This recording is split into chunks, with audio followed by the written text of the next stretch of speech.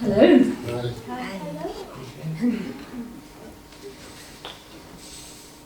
As some of you who already know me might know that I'm without some of my brood tonight. I usually have a troop of small people around me, and I've only got one tonight, so I'm feeling a little bit odd, really.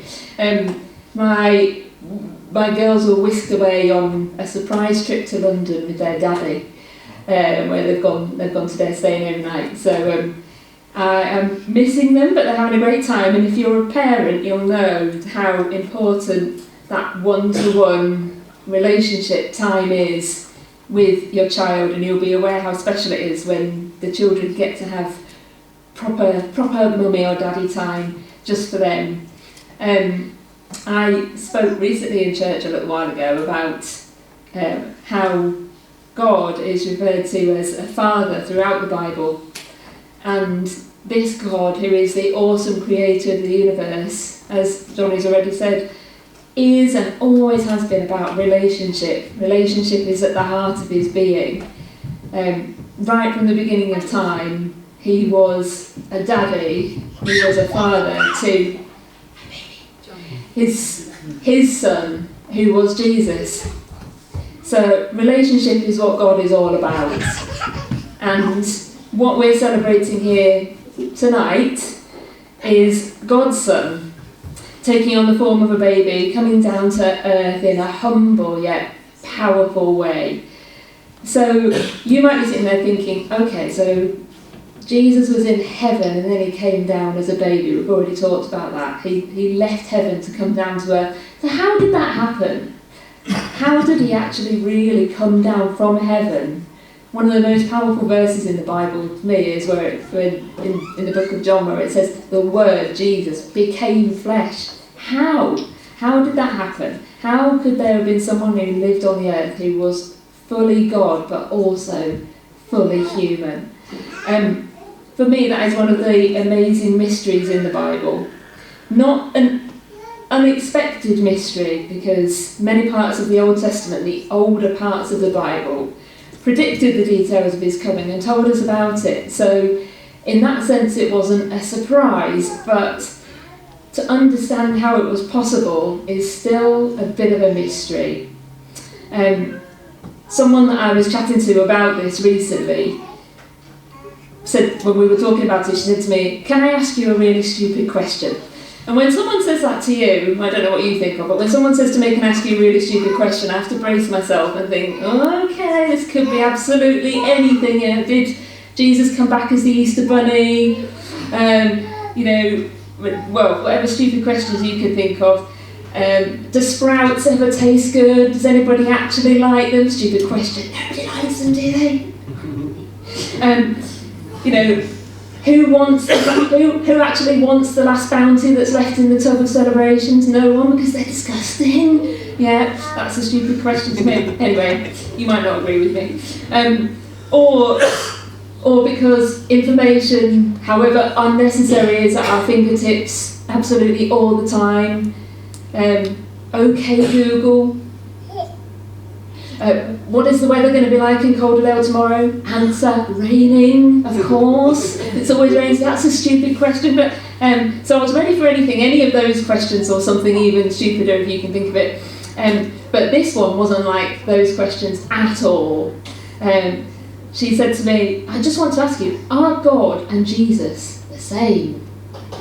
And I said to her, wow, that is not a stupid question at all. In fact, when you start thinking about it and unpicking it, it's a far from stupid question. And what an interesting question that is. And like all interesting, good questions, we spent about half an hour talking about it afterwards. And I'll come back to that a bit later. The Bible is full of people asking God questions. One of them, as we've just referenced in that great reading from Luke 1, was Jesus' mother, Mary. She was, at that time, she was a young woman, probably no older than 18. She was engaged to a man named Joseph, but let's say she had not been intimate with him, we want to put it that way. An angel visits her completely out of the blue, just turns up and says, you're going to give birth to God's son. Now, there are a lot of different reactions she could have had in that scenario. And in fact, in some other parts of the Bible, in the chapter before, not in the chapter before, but in the passage earlier in that chapter, Mary's cousin was visited and told that she was going to get pregnant, but actually her husband, Zechariah, was visited by an angel, and his reaction to that situation where he was told, your wife is going to conceive, however unlikely it is, was, oh yeah, how can I be sure that that's going to happen to me then? But Mary, in her youth and innocence, unlike Zechariah, who was regarded as a righteous man at the time because he followed the laws, he followed all the customs, so he was quite an important person in the church, so he was regarded as a righteous man, the Bible calls him. So he said, oh yes, how am I going to be sure that that's going to happen, what you're going to tell me? And the angel was less than pleased at that reaction. But Mary, in her youth and innocence, responded with a different type of question. She said, so how can this be, since I am a virgin? In other words, I don't really understand how that's going to happen, so help me understand. It was a curious question. It wasn't oh yeah, so how's that going to happen then? With a raised eyebrow. But how can this be? Help me understand. And for me, that is a picture of how God wants us to approach him. There's a passage in another part of the Bible, in the book written by Matthew, in Matthew 18, where Jesus is talking to his disciples, and he tells his disciples that he wants them to approach him with a childlike faith. He says, become like a child. Not childish, but become like a child in the way that you approach him. Anyone who has spent any time with a young child will know that they ask a lot of questions. Sometimes they interrupt you to ask you a question, sometimes they want to ask you the same question about 5 times in slightly different ways just to check what the answer is and whether you might give them a slightly different answer. Questions.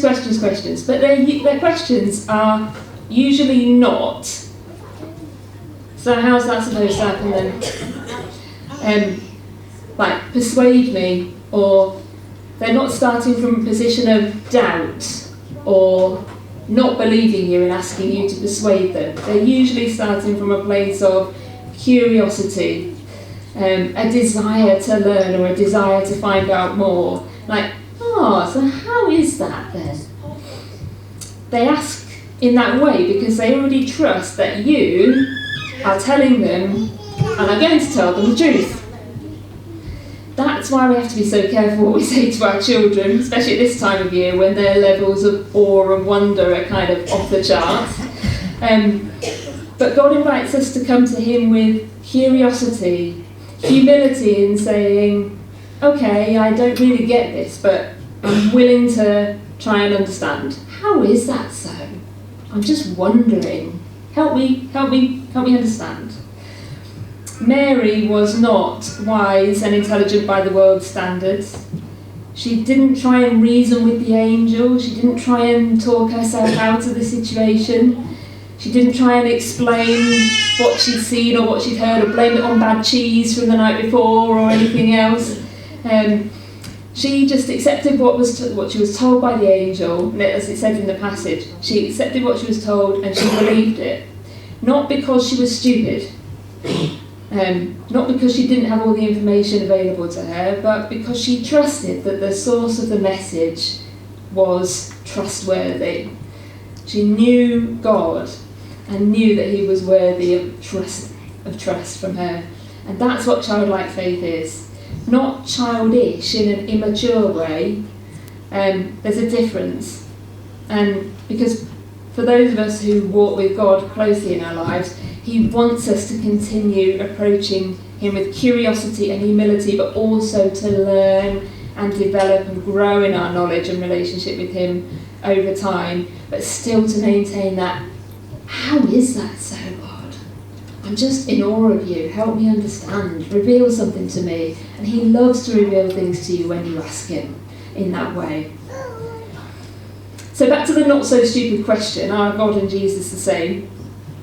We had a long chat about it, and I didn't give a blunt, straight answer, because when it comes to matters of faith, usually there isn't always a clear-cut and easy-to-explain answer. Do I fully understand how Jesus was both God and man? I don't, because I'm not God. His ways are higher than my ways, his thoughts are higher than my thoughts, and I can't fully explain how God came down and became flesh. It's beyond my level of understanding. But I don't need to fully understand that to believe, to know that God is good and know that what he tells me is trustworthy. And when you come to a place of entrusting your life to God, he calls you his child. And in any healthy father-child relationship, children don't need to know everything. They just know that they trust their daddy and that he will tell them the truth, he will tell them what they need to know, and he'll protect them from the rest, often for their own good. So how can we go about approaching God with these big, little, curious, stupid, silly, massive questions? Well, you can just ask him. Prayer isn't a religious, ritualistic thing. That's not what God intended. It's just a child chatting with their dad. But if you don't feel like you can try that, and you think, just sitting down and having a chat with God seems a little bit beyond me, then maybe there's another way that you can ask him some questions or find out some of the answers or have a chat about some of the things that you're thinking about. You might have heard this mentioned already, but in January we are running something called an Alpha course here. An Alpha course is a series of videos and group chats that go along with the video, looking at the basics of what being a Christian is. It's a place for all types of questions, stupid or as intricate as you can possibly think of. And above all, it's a place to be that curious person, come with that curious level of faith and just fire the questions out and see what happens. Why do these people bang on about Jesus all the time? Like, am I missing something? What's so great about him? Is it all nonsense? What's it all about? All of those questions at an Alpha course, absolutely fine. And I'm excited about doing the course because chatting about and discovering what people think about the meaning of life is exciting to me, and more exciting than watching ice dancing on a Sunday tea time. That might be your boat, it's not my boat, but you might feel differently, that's fine. But if you're not sure and you think that maybe this January the ice dancing just isn't going to cut it, and that maybe it might be worth taking some time to explore something different, ask the curious questions, try something new, then maybe Alpha might be for you. And we're just going to put on a video now that is just going to talk a little bit more about what the Alpha course is all about. And if you would like to know more about it, come and grab one of us, ask us questions. There's some leaflets about it out the back. And if you are interested, it is starting on the Sunday, the 19th of January at 5 o'clock here. There will be some space for the kids. If you need to bring kids with you, that's absolutely fine. But above all, don't miss out on the chance to come and find out what this is all about and ask the questions that you might not get another chance or another opportunity to ask.